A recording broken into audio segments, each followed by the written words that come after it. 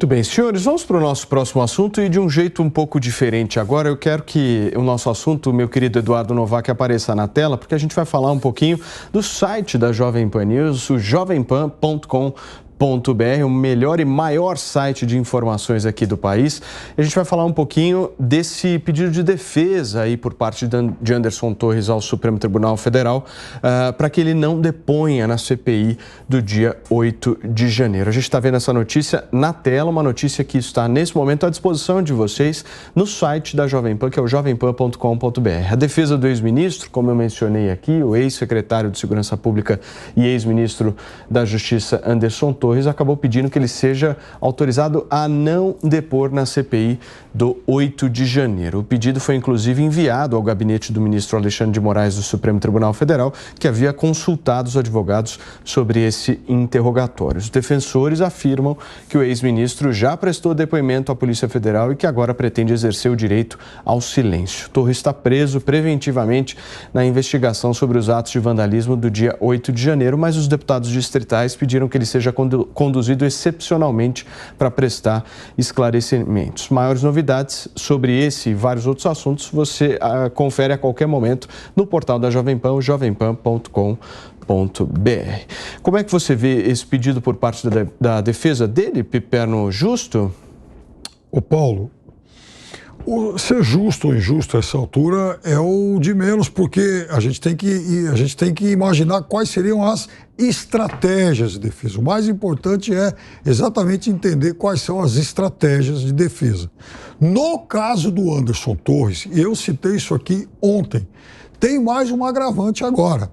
O número 2 dele deu um depoimento para essa comissão e piorou a situação do Torres, fez acusações.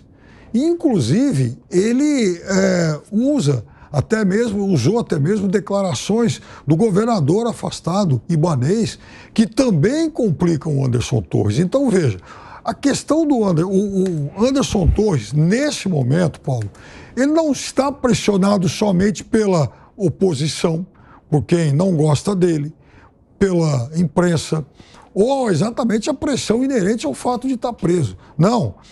Ele precisa exatamente redesenhar a estratégia dele, porque nesses últimos dias ele também foi alvo do fogo amigo.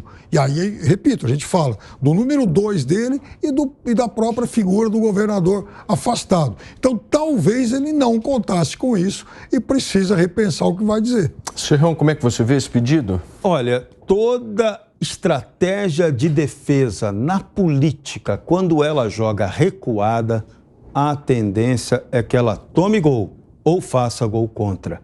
Péssima, péssima.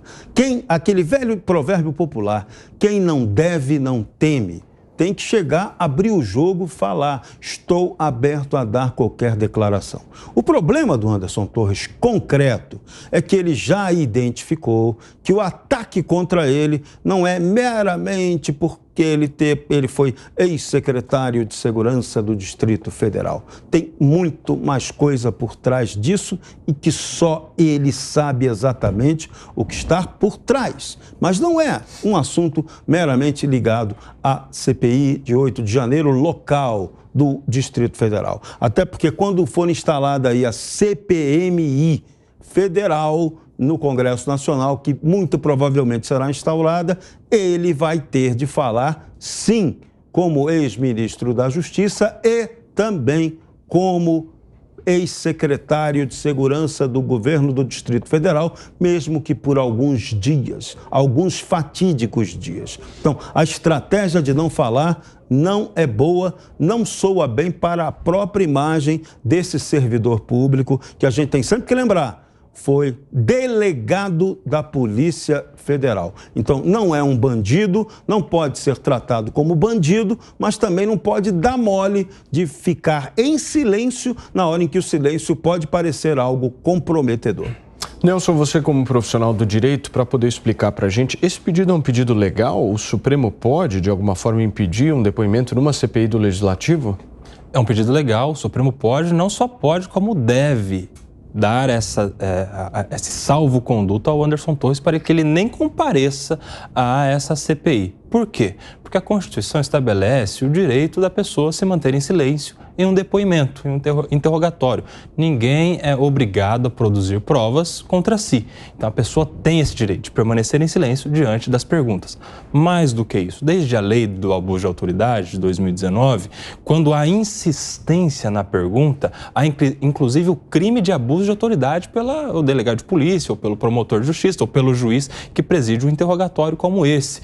Antes dessa lei de abuso de autoridade, havia uma prática de, tudo bem, você está aqui, vai exercer o seu direito de silêncio, mas eu quero registrar as perguntas que você não vai responder. E aí fazia uma pergunta, a pessoa ficava em silêncio. Fazia outra pergunta, a pessoa ficava em silêncio. Isso só servia a constranger a pessoa e a ser um objeto depois a ser utilizado como prova de culpa. Se você calou o consente, você teve a oportunidade de se defender sobre isso, não quis. Isso não cabe em Estado democrático que preserva o direito ao silêncio. E tem mais, o Supremo Tribunal Federal, em 2018, portanto, recentemente, firmou um entendimento de que sequer a condução coercitiva, sabe aquela coisa de obrigar a pessoa a ir perante um juiz para ser interrogado, mesmo que para permanecer em silêncio, essa condução coercitiva não pode haver em um regime democrático. Ou seja, aquela lei, o Código de Processo Penal, o artigo 260 do Código de Processo Penal, lá de muitos anos atrás, não está de acordo com a Constituição de 1988. Então, se a pessoa não pode, tem o direito, aliás, de permanecer em silêncio diante de uma pergunta, ela tem o direito também de sequer ir até uma sessão de interrogatório, como, por exemplo, seria essa,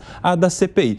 Eu entendo que as CPIs, né, sejam CPIs da Assembleia Legislativa, sejam CPIs da Câmara dos Deputados, do Senado ou Comissão Parlamentar Mista, todas essas CPIs são muito bem-vindas. Mas quando nós estamos falando do interrogado, de alguém que vai ser investigado, é preciso que os direitos básicos sejam preservados. Diferentemente de testemunhas, diferentemente de pessoas que podem contribuir sem estar num polo de investigação. Pessoas estas sim que devem ser obrigadas a contribuir com a justiça e mais, sob o compromisso de dizer a verdade, sob pena de responder pelo crime de falso testemunha. Essas pessoas é que deveriam ser alvos dessas CPIs.